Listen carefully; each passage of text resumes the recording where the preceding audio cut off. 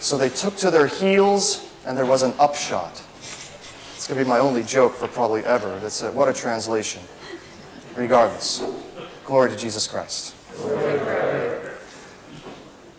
Jesus said, "All authority in heaven and on earth has been given to me." Jesus said this while he commissioned his disciples after he rose from the dead. And it is by his authority and by Christ's divinity that he casts out demons. We read in Matthew that the Gadarene demoniacs are so fierce and violent that no one dare to pass by the tomb where they dwell, so as to avoid being accosted. But when Jesus Christ passes by that tomb, these possessed men, and keep in mind there's a discrepancy between Mark and Luke, that they say there's only one man, but in Matthew here we have two men. Regardless, someone's possessed and by many demons. But here we see that they do not accost Jesus as they would any other person. They are not so fierce as to scare him away.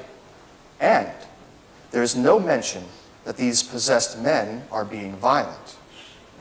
Rather, instead of acting as the ones who have control, they find themselves in a position of submission and subjugation.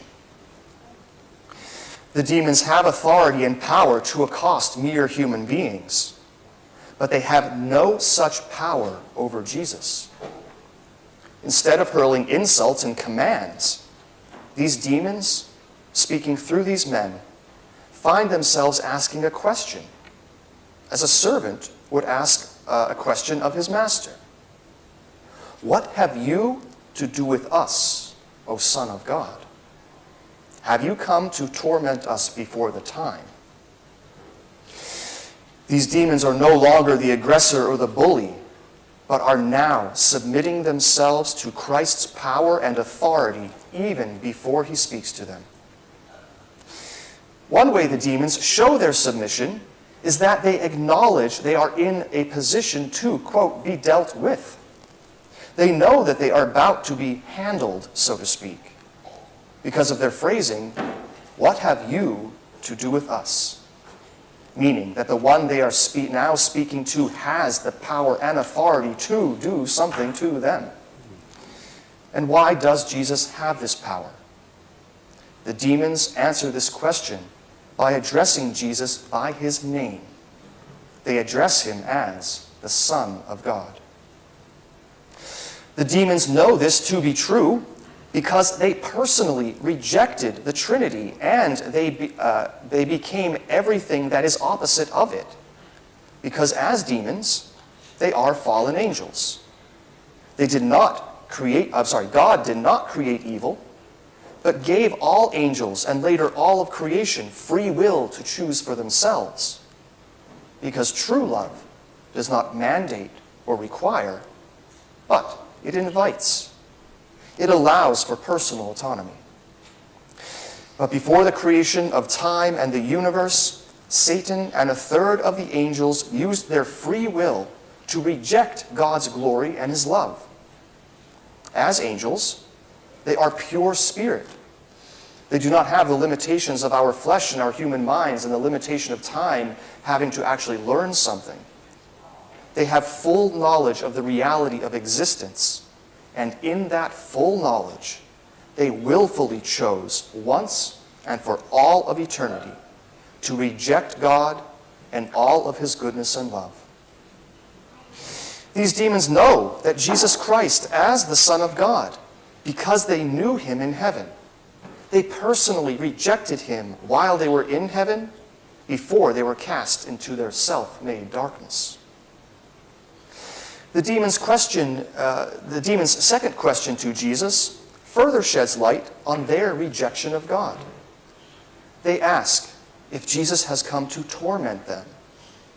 And this is an example of how evil, through the example of the father of lies, inverts our understanding of what is good and what is evil.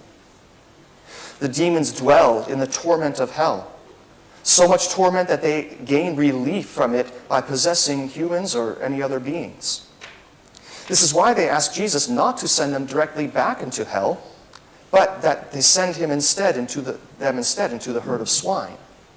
So at least for another few minutes, they do not have to endure the torture waiting for them in hell. But of course, as the demons are, they cannot really retain anything that is good. Their entire existence is to destroy. And so even there, they couldn't even stay in these pigs and put them down into the bluff and have them drowned. But another form of torment for them is to encounter the presence of God. Since they rejected God and everything that is good, they have an inherent aversion to good. The grace of God that can fill humans with so much love and peace is torment for these demons. And when they encounter Jesus Christ, the Son of the living God, they are at the same time subject to his authority and divine power, as well as tortured by his very presence. Demonic influence is not reserved only for the extreme case of possession, which is increasing in our world today because of the lack of adherence to faith.